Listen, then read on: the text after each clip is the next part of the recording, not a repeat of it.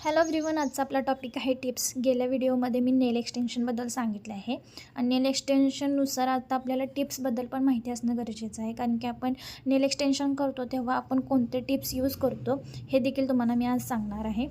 टिप्सचे 3 प्रकार मी इथं दिलेले आहेत. खरं तर त्याचे प्रकार खूप आहेत, तर त्यामुळे मी जे नॉर्मली यूज होतात ते मी इथं लिहून दिलेलं आहे. फर्स्ट जो आहे तो स्क्वेअर शेप आहे, सेकंड जो आहे ते शी शेप आहे आणि थर्ड जो आहे डी शेप आहे. स्क्वेअर शेप मी तुम्हाला दाखवते. स्क्वेअर शेप अशा पद्धतीने असतो आहे स्क्वेअर शेप, आणि शी शेप जो आहे तो असा आहे, आणि डी शेप.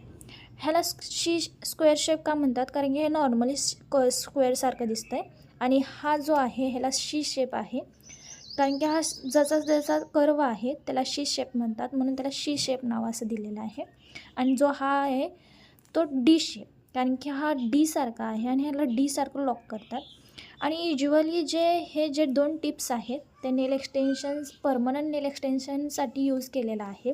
मोस्ट यूज जे होते ते म्हणजे स्क्वेअर शेप, कारण की स्क्वेअर शेपमध्ये आपण कोणतंही म्हणजे